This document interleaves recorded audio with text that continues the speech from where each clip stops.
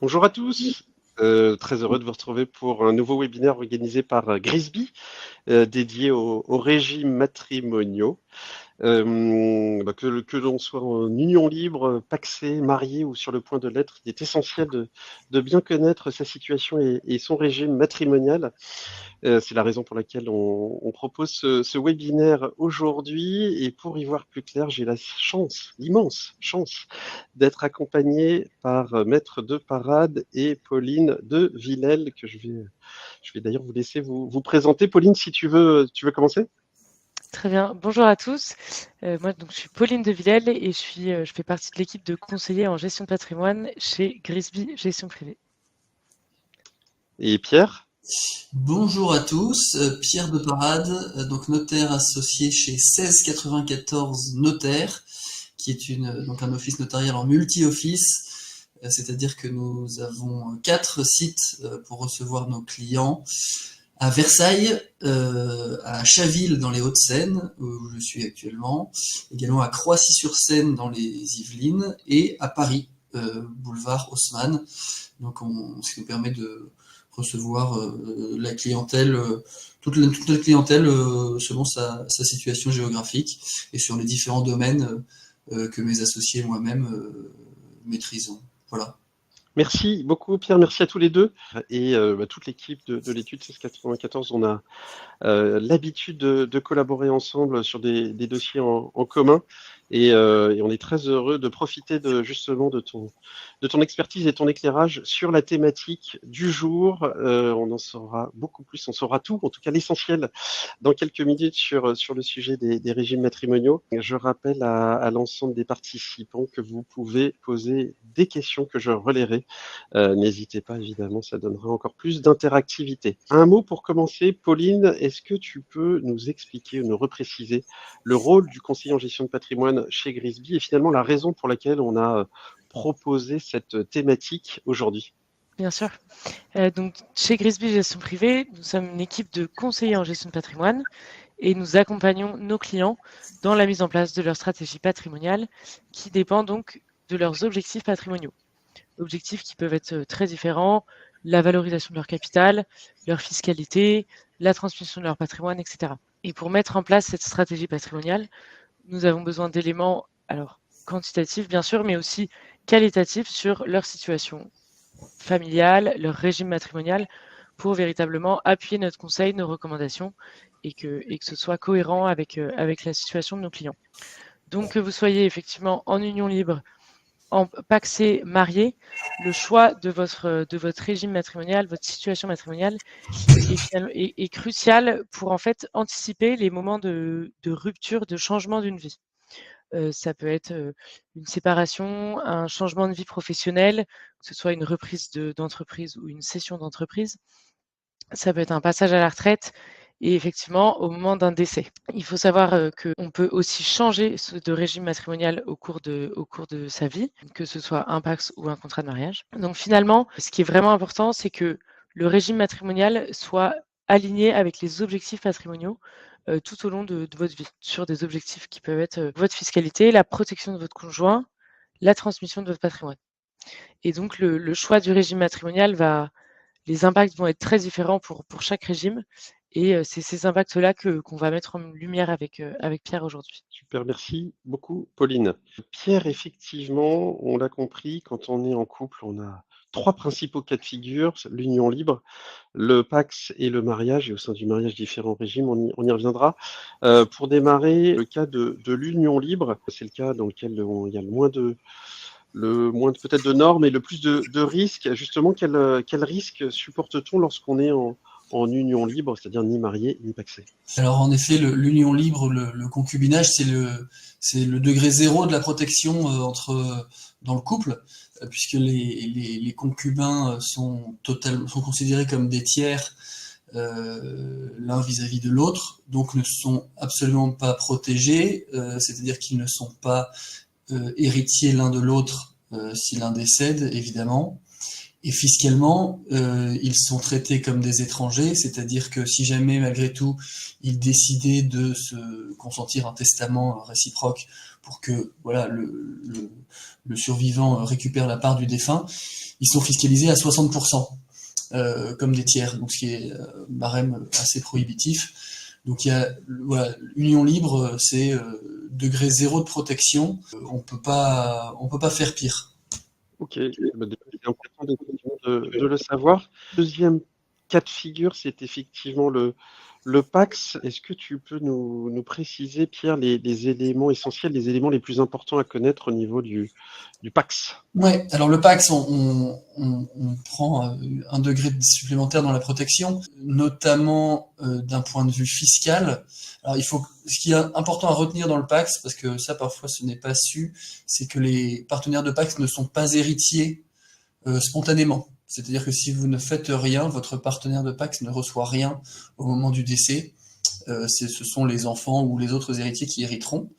En revanche, il est possible de faire un testament au profit de son partenaire de PAX. Et dans ce cas-là, en revanche, la législation fiscale prévoit une exonération totale des droits de succession entre les partenaires paxés, comme c'est le cas entre des époux mariés.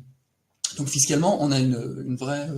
c'est un vrai avantage d'être paxé si on décide de se consentir un testament, mais surtout ne pas oublier de faire un testament si on en a l'intention, puisqu'à défaut, le partenaire de Pax ne reçoit rien. Donc ça, c'est le principal sujet. Après, ce qu'il faut retenir quand même au niveau du Pax, c'est que c'est un contrat en fait qui peut se rompre beaucoup plus facilement qu'un mariage. Le droit du divorce ne s'applique pas sur la rupture d'un contrat de Pax. Donc vous n'avez pas dans un Pax la protection qu'un conjoint peut avoir en termes notamment de prestations compensatoires, par exemple. C'est beaucoup plus... oui, il y a pas tout le droit du divorce qui s'applique, donc c'est beaucoup plus un raisonnement séparatiste, un peu de séparation de biens comme le seraient des époux mariés, mais sans aucun droit du divorce. Donc ça, c'est quelque chose à avoir bien en tête aussi. Et la dernière chose à avoir en tête, le dernier point de vigilance pour moi à avoir en tête quand on est partenaire de Pax, c'est autant si on n'a pas d'enfant, le testament que vous allez faire au profit de votre partenaire de Pax va pouvoir s'appliquer sans difficulté. Vous allez pouvoir dire mon partenaire de Pax est mon légataire universel, voilà.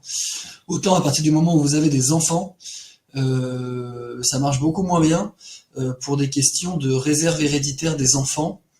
Vous n'avez pas, alors je ne vais pas rentrer dans les détails techniques, mais vous n'avez pas pour le Pax ce qui existe pour le mariage au niveau de la répartition entre le conjoint et les enfants, notamment au niveau de la réserve héréditaire. Concrètement, ça veut dire que entre partenaires de Pax, en fait, la part qui pourra être réellement attribuée aux partenaires de Pax survivants sera beaucoup moindre que ce qui pourrait être attribué à un époux marié avec des enfants. Donc ça, c'est aussi quelque chose... moi que je dis à mes clients qui viennent se paxer, je dis, donc ceux qui n'ont pas d'enfants, je leur dis ça marche très bien, il n'y a pas de problème. Par contre, le jour où vous avez des enfants, revenez me voir parce qu'il faudra sûrement faire quelque chose de différent pour pouvoir vous protéger comme vous le faites actuellement. Il faudra mettre à jour votre situation, quoi.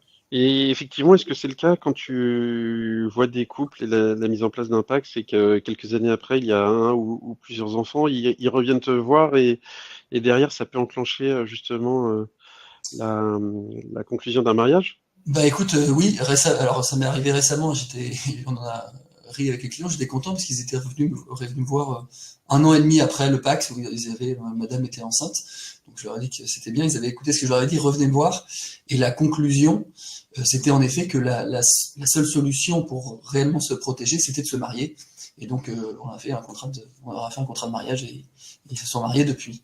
Bon, bah super. Ils t'ont pas retenu comme témoin? Non, mais ils auraient pu. Non, mais c'est bien. En tout cas, c'est bien d'être bien accompagné dès le début et en tout cas de connaître toutes ces dimensions. On a vu l'union libre, le concubinage, tu l'as présenté comme un peu le degré zéro de protection pour le conjoint et la famille. Le Pax, bah, c'est plus intéressant, en tout cas plus prévoyant, notamment pour le conjoint et simple quand il n'y a pas d'enfant. Néanmoins, est-ce qu'on peut dire que Sur les trois principaux cas de figure, le mariage, c'est quand même le cas le plus prévoyant.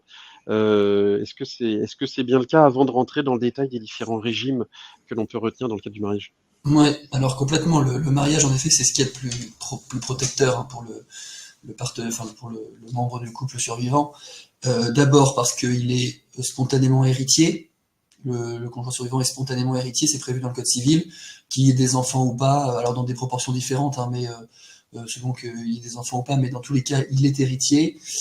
Il est exonéré de tout droit de succession. Et en présence d'enfants, les règles de la réserve héréditaire font que, globalement, pour simplifier, le conjoint survivant aura au moins la totalité en usufruit de la succession. Bon, sauf en présence d'enfants non communs, mais je ne vais pas rentrer dans le détail, mais donc la totalité en usufruit de la succession, c'est quand même, voilà, une règle de code civil qui est hyper protectrice pour le conjoint survivant, puisque l'usufruit, hein, d'un patrimoine, c'est le droit d'utiliser les choses, donc de jouir des biens immobiliers, d'y habiter, de percevoir les revenus des biens qui sont loués, et même d'avoir la libre disposition des liquidités bancaires. Donc c'est pour ça que voilà, le code civil là-dessus est plutôt bien rédigé en ce qui concerne, dans l'objectif d'une protection du conjoint. Après, le pendant, c'est que pour se séparer, quand on est marié, il faut divorcer. Et là, le droit du divorce s'applique et plus strict, c'est plus difficile, plus long de divorcer que de faire une simple rupture de Pacs. Donc à la fois c'est plus protecteur parce que vous avez une prestation compensatoire, par exemple pour le conjoint qui aurait mis sa carrière de côté pour élever les enfants, hein, pour prendre un cas un peu classique. Et puis en même temps, mais ça veut dire que vous rentrez dans une procédure plus difficile. Alors il y a le divorce par consentement mutuel qui existe, qui nécessite quand même pour chaque époux d'avoir son avocat. Et si ça fonctionne pas, on passe au divorce judiciaire. Donc en effet, c'est un peu plus lourd. Merci Pierre pour cette explication, cette précision. On va le rentrer, si tu le veux bien, sur les différents régimes matrimoniaux que l'on peut retenir lorsqu'on se marie. Effectivement, c'est absolument essentiel de retenir le régime qui répond à ses objectifs et à ses projections. Je crois qu'il y a 4 régimes, si je ne me trompe pas. Est-ce que tu peux me dire tout cela? Ouais, tout à fait. Alors on a la première chose à avoir en tête, c'est que si on ne fait pas de contrat de mariage avant de se marier, on est soumis au régime légal. Pardon. Et le régime légal, c'est le régime de la communauté réduite aux acquits. Donc régime de communauté, tous les biens acquis pendant le mariage sont communs, tous les salaires pendant le mariage sont communs. Seuls les biens reçus par succession et par donation restent des biens propres aux époux. Donc ça, c'est le régime légal et c'est le régime qui régit les 85 à 90% des gens qui sont mariés. On a une question, je t'interromps une seconde, une question d'un participant, je le remercie, qui nous dit: je suis marié avec un enfant sans contrat. Donc c'est le cas de figure que tu évoques, c'est le régime légal. Ce que j'avais avant le mariage m'appartient bien, c'est bien cela. Oui, tout à fait, ce sont des biens propres. Tout ce qui vous appartient avant le mariage et tout ce que vous recevez par succession ou donation, ce sont des biens propres, ne sont pas des biens communs. Voilà, très bien. Voilà, ça c'est le régime vraiment de la plupart des gens, tous ceux qui n'ont pas fait de contrat en tout cas. Ensuite, vous pouvez choisir de faire un contrat de mariage avant le mariage, donc aller chez le notaire avant le mariage. Vous avez... Alors il y a 3 régimes qui existent. Celui qui va être le plus souvent choisi, c'est le régime de la séparation de biens.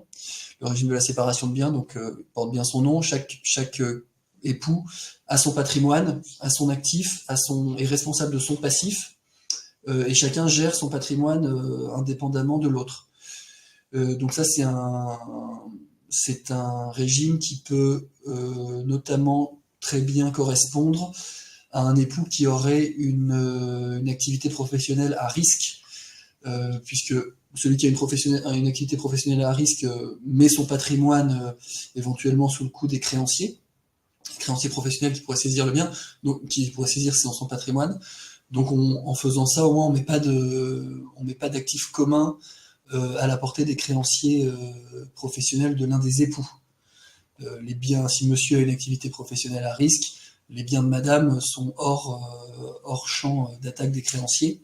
Donc ça, c'est quelque chose d'assez protecteur de ce point de vue-là.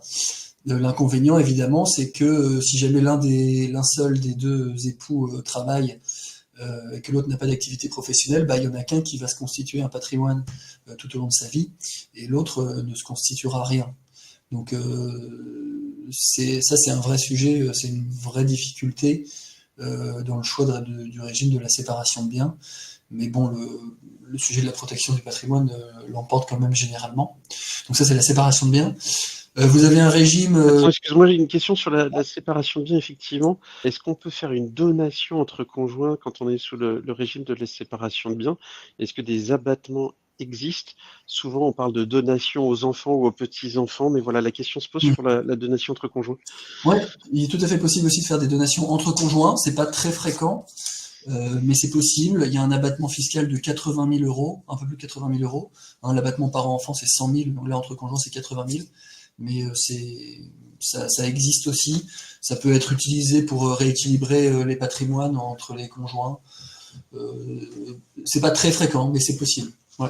Et Pauline, je crois toi, tu as eu un client qui était dans ce cas de figure, c'est ça, il y a pas forcément très longtemps? Oui, effectivement. Alors moi, c'était pour le coup un client, sa conjointe avait beaucoup de patrimoine propre financier.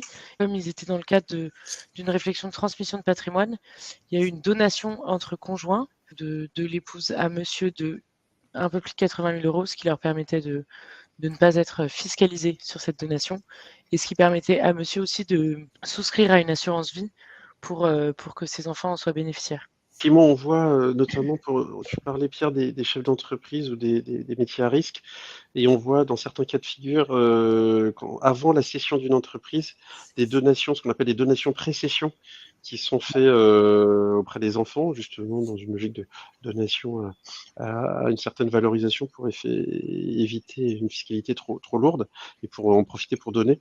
On peut le faire dans certains cas de figure aussi à son conjoint. C'est des choses qui peuvent arriver. Et si vous êtes en tout cas dans ce genre de réflexion, n'hésitez pas à nous solliciter. On pourra vous accompagner dans le cadre de ces réflexions. Pierre, je te laisse reprendre la main sur les autres régimes. Ouais, alors les deux derniers régimes rapidement. Donc la participation aux acquets, qui est un régime un peu confidentiel parce que relativement compliqué à liquider, mais qui consiste en gros à fonctionner en séparation de biens pendant le mariage et à retrouver un aspect communautaire au moment de la liquidation. C'est-à-dire qu'en gros, l'époux qui s'est le plus enrichi entre les deux va devoir verser une somme à son conjoint pour compenser, pour que au final on ait un enrichissement égal entre les deux à la liquidation du régime matrimonial. Donc sur le principe, c'est un beau contrat sur le principe. Après, il est assez difficile à liquider, il suppose pas mal de discussions, donc dans le cadre d'un divorce, ça peut être un peu complexe. Et le dernier régime qui est connu pour le coup, lui, c'est le régime de la communauté universelle. Alors ça, c'est très rare qu'on se marie immédiatement sous le régime de la communauté universelle, sauf à se marier un peu plus âgé. Mais généralement, on finit plutôt par changer de régime matrimonial pour passer en communauté universelle au bout d'un certain âge, à la retraite par exemple. Là, l'idée, c'est que absolument tout le patrimoine devient commun, y compris les biens qui étaient censés être propres, donc des biens reçus par succession, donation, ou acquis avant le mariage. Et souvent, le contrat de communauté universelle, on y insère une clause d'attribution intégrale au conjoint survivant. Ça veut dire qu'au premier décès des époux, c'est le conjoint survivant qui recueille tout en pleine propriété, absolument tout. Les enfants ne reçoivent rien. Donc c'est très utile si vous voulez. C'est le degré maximum de protection du conjoint survivant. Là, on peut vraiment pas faire mieux. Alors c'est bien si on sait qu'on a des enfants qui peuvent poser problème ou des pièces rapportées qui peuvent poser problème dans le cadre du règlement d'une future succession. L'inconvénient, il est fiscal. Par contre, c'est que les enfants vont hériter du patrimoine de leurs parents en une seule fois au deuxième décès. Et donc la fiscalité sera plus lourde que si la transmission du patrimoine s'était répartie sur les deux décès, puisqu'on utilisera une seule fois les abattements et une seule fois les tranches du barème, les tranches basses du barème progressif des droits de succession. Il semble qu'il y a quelques années, effectivement, quand on modifiait son régime matrimonial pour passer en communauté universelle, il fallait avoir entre guillemets, la validation ou l'autorisation des enfants, parce que, comme tu viens de l'indiquer, il y a une fiscalité qui est alourdie pour les enfants. Je crois que est-ce que c'est toujours le cas aujourd'hui ou pas? Alors les règles ont un peu évolué là depuis quelques années là-dessus sur deux points principaux. La première, c'est qu'on peut changer de régime matrimonial sans attendre aucun délai après le mariage. Avant, il y avait un délai de 2 ans. Il fallait attendre un délai de 2 ans d'application du précédent régime matrimonial pour pouvoir en changer. Ce délai n'existe plus, donc c'est assoupli. La deuxième chose, c'est que lorsqu'on change de régime matrimonial, on doit le notifier en amont à la fois aux enfants majeurs et à la fois aux créanciers. On doit avertir les éventuels créanciers en faisant une annonce dans un journal d'annonce légale. Et ensuite, à la fois les créanciers et les enfants majeurs ont un délai de 3 mois pour éventuellement s'opposer à ce changement de régime matrimonial. S'ils ne s'opposent pas, le changement de régime matrimonial a lieu. S'ils s'opposent, on passe en voie judiciaire et c'est le juge qui homologue ou non le changement de régime matrimonial. Donc en effet, les enfants ont indirectement leur mot à dire là-dessus. Ouais. On a une question à l'instant sur le coût que peut représenter un passage en régime de la communauté universelle. Est-ce que c'est voilà, combien ça coûte? Est-ce que c'est un pourcentage du patrimoine? Comment ça fonctionne? Ouais, exactement. C'est difficile de répondre à la question parce que c'est en pourcentage c'est en fonction du patrimoine à apporter à la communauté universelle. Donc ça, il faut vraiment faire une simulation chiffrée en ayant connaissance du patrimoine. Et puis c'est pas un simple pourcentage qu'on pourrait calculer, quoi. Il faut vraiment aller voir son notaire là pour faire une simulation. Non, on peut pas dire sur un patrimoine, je sais pas, d'1 million d'euros, combien ça peut coûter. C'est trop compliqué de donner une estimation. Ouais, parce que ça dépend vraiment de ce qu'on veut apporter ou pas, de la composition du patrimoine. D'accord. Ouais, non, on peut pas répondre comme ça. Ouais. Ok. Une autre question liée à non, sur le régime de la séparation de biens. Quelqu'un qui demande, mais quid de la résidence principale dans un régime de séparation de biens? La résidence principale, ou comme, je sais pas si c'est le sens de la question, mais comme tout bien immobilier, le fait qu'on soit en séparation de biens, ça n'empêche pas de l'acquérir à 50-50 en indivision, enfin c'est forcément en indivision, mais ça peut être 50-50 ou tout autre pourcentage, ou par l'un des époux seuls, s'ils financent seuls. Les proportions d'acquisition des époux pour l'acquisition d'un bien immobilier, résidence principale ou pas, doivent refléter le financement réel des époux. Donc au niveau de l'apport et au niveau de la façon dont ils vont rembourser le prêt.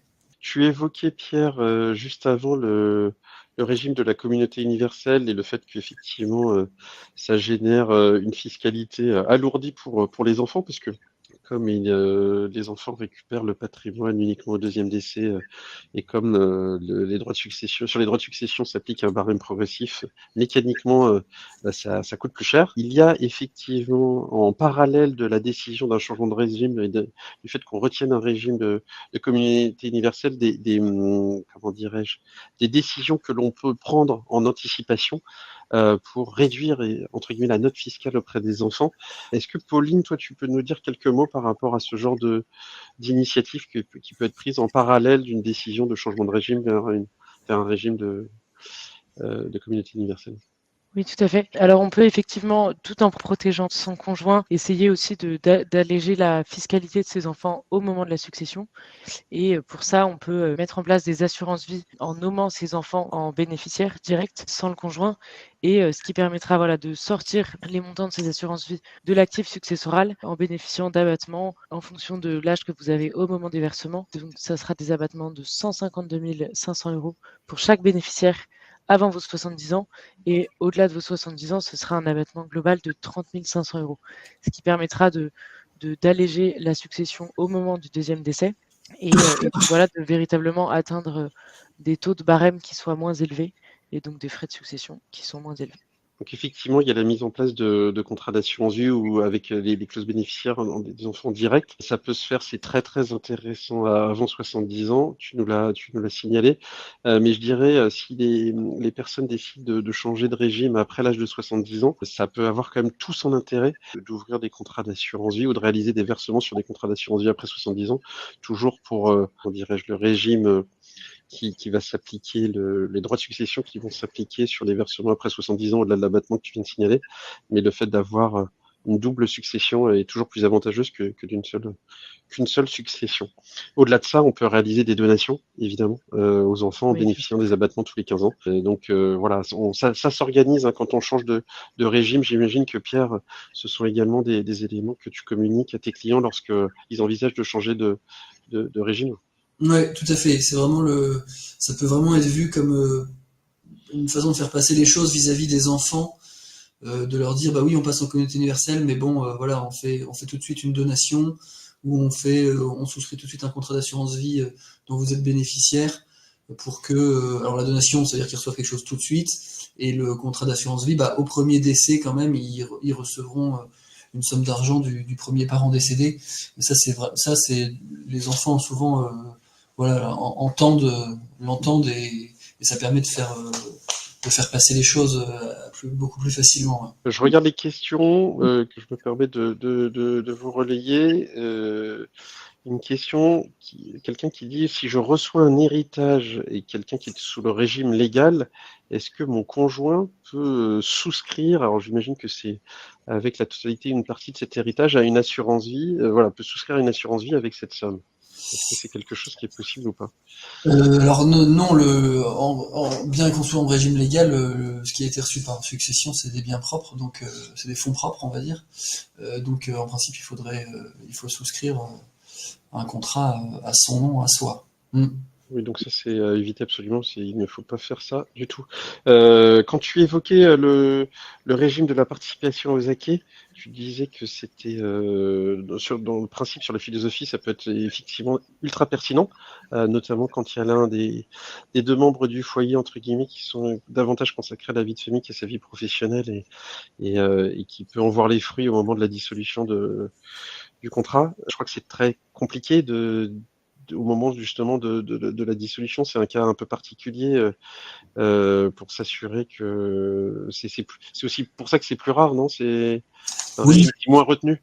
Ouais, c'est un régime qui est moins retenu parce qu'en fait, il est relativement compliqué à liquider, mais en fait, il suppose surtout qu'on ait toutes les informations de l'évolution du patrimoine de chacun des époux toute leur vie durant.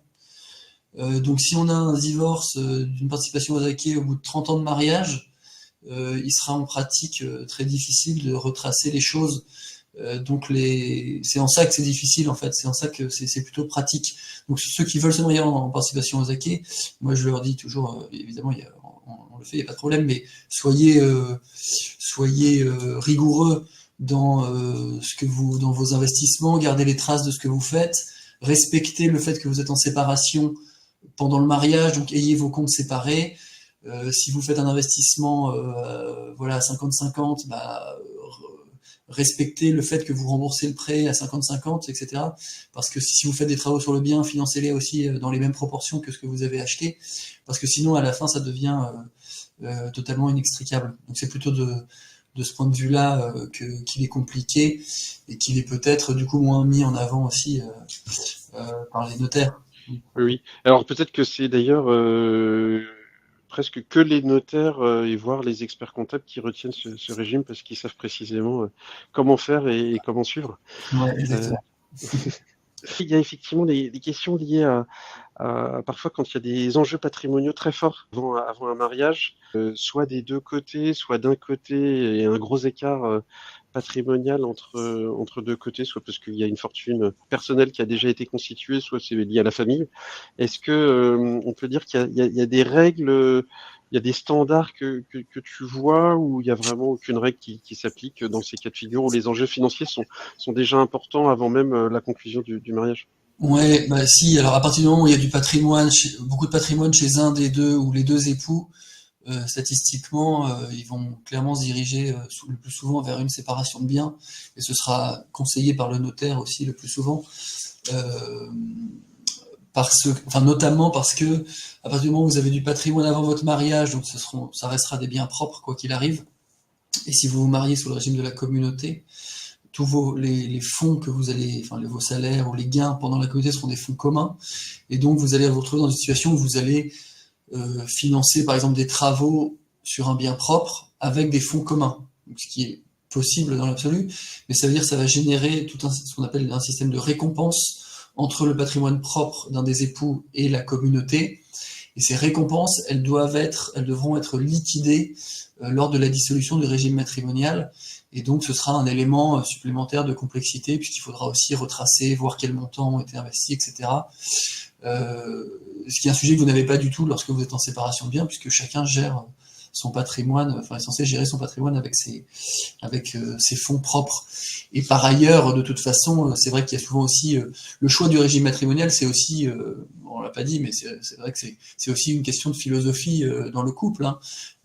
Est-ce que pour vous, à partir du moment où vous vous mariez, c'est tout en commun, ou est-ce que, bah non, le patrimoine, voilà, c'est séparé parce que c'est compliqué, c'est chacun son argent, et puis voilà, les bons comptes font les bons amis. Il y a vraiment les deux façons de voir les choses. Donc ça aussi, c'est une question qui doit être, c'est une question de couple, ça, mais qui a vraiment aussi une vraie importance dans le choix du régime au début. Et ça, c'est aussi une question que je pose dans dans le rendez-vous de renseignement du choix du contrat de mariage, c'est quelle est votre philosophie aussi, quoi. Oui, oui, très clair, c'est effectivement essentiel. Je revois une question qui nous a été posée également. Alors là, c'est un cas particulier. Après un divorce et un remariage, comment doit-on agir pour transmettre la totalité des biens et éviter que la première épouse ne puisse rien réclamer, ni les enfants du premier mariage? Alors, s'il est divorcé et remarié, l'ex-épouse n'est plus héritière. Donc, Donc, vis-à-vis de l'ex-épouse, il n'y a pas de sujet, j'ai l'impression. voilà. Par contre, vis-à-vis des enfants du premier mariage, s'il y en a, là, par contre, eux, ils restent héritiers. Je sais pas si c'est ça la question, mais eux, ils restent héritiers malgré le divorce et ils ont leur réserve héréditaire aussi, quoi qu'il arrive. Donc, on pourra pas les déshériter pour leur part de réserve héréditaire. Mm. Oui, oui. Donc ça, c'est important de savoir. On ne peut pas déshériter des enfants d'un premier mariage quand on est dans une situation de remariage. C'est ça. On peut jouer en effet, c'est peut-être aussi la question, on peut jouer un peu sur l'assurance vie en mettant, en souscrivant des contrats d'assurance vie, en mettant une deuxième épouse bénéficiaire, mais il faut pas trop jouer à ça parce que c'est quand même la règle des primes manifestement excessive. Je vais pas entrer dans le détail, mais qui vient empêcher justement ça, parce que ce serait en effet un peu facile de mettre tout son patrimoine en assurance vie, de désigner sa deuxième épouse comme bénéficiaire, et que du coup, dans la succession proprement dite, il n'y ait plus rien pour les héritiers réservataires. Dans le fond, ça ne fonctionne pas non plus. Ok, ok. Bah, écoute, merci Pierre pour tous ces éléments. Est-ce que Pauline, toi, tu voulais rajouter quelque chose? Non, bah, j'allais parler de la clause d'assurance vie dans le cas d'un second mariage, mais Pierre a précisé, donc c'est parfait. Alors ça, c'est hyper important. On l'a évoqué à plusieurs reprises, effectivement. On a compris qu'on pouvait changer de régime matrimonial en cours de mariage. De la même façon, quand on souscrit un contrat d'assurance vie, il y a systématiquement une clause bénéficiaire qui est rédigée. Il y a une clause par Tout à fait. défaut, c'est le conjoint, à défaut des enfants, etc. On peut reprendre une clause libre et ce qu'il faut savoir, c'est que la clause, elle n'est pas figée. De la même façon et c'est beaucoup plus simple d'ailleurs que le changement d'un régime matrimonial, la clause bénéficiaire d'un contrat d'assurance vie, elle peut évoluer. On peut conserver un contrat d'assurance vie pendant des dizaines et des dizaines d'années et faire évoluer la clause. Et parfois, c'est absolument essentiel, hein, notamment quand la situation évolue et quand son régime matrimonial évolue, c'est essentiel de les faire évoluer. Mais c'est important que tout le monde sache que une clause bénéficiaire d'un contrat d'assurance vie n'est pas figée. On peut évidemment la faire évoluer en cours de vie selon ses besoins, ses projets et sa situation.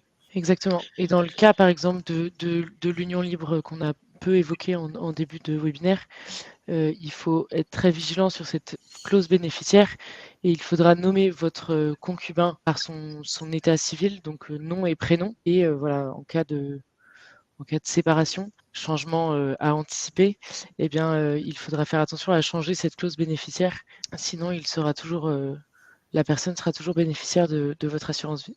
Parfait, parfait, parfait. Merci beaucoup, Pauline. Merci également, Pierre, pour cet éclairage. On a dit l'essentiel. Alors, la dernière question qui nous a été posée, peut-on avoir plusieurs bénéficiaires d'une assurance vie, ces 3 enfants? Tout à fait. On peut désigner d'ailleurs, c'est la plupart du temps, c'est le cas, différents bénéficiaires. Si on a 3 enfants, on peut en désigner les 3 par parts égales. On peut désigner vraiment de nombreux bénéficiaires. On n'est pas limité sur le nombre de bénéficiaires. Il y a quelques règles qui s'appliquent. On ne peut pas désigner son conseiller en gestion de patrimoine, par exemple, comme bénéficiaire d'une clause d'un contrat d'assurance vie. Ce n'est pas possible, mais on peut désigner ses enfants ou son concubin. C'est quelque chose qui est possible, mais effectivement, de l'indiquer d'une manière nominative, c'est toujours important. Merci à tous. Donc, je vous rappelle que on va vous communiquer le replay de ce webinaire que vous pourrez revoir ou transmettre à des proches si vous pensez ils peuvent être intéressés par la thématique qu'on vient de partager. Nous sommes là avec Pauline et les autres conseillers de Grisby pour vous accompagner sur ces sujets et globalement sur toutes vos réflexions d'optimisation patrimoniale et fiscale. On pourra vous mettre en relation avec Pierre de Parade et ses associés, si vous le souhaitez également. D'ailleurs, vous l'avez compris, ils sont à Paris, en région parisienne, plutôt ouest, mais ils peuvent accompagner des clients sur toute la France. Et on travaille avec eux depuis maintenant plusieurs années et en collaboration étroite, et tout se passe très bien. Et merci, voilà, pour cet éclairage, et je vous dis à très bientôt. Merci à tous, merci Maxime. Au revoir, merci à tous.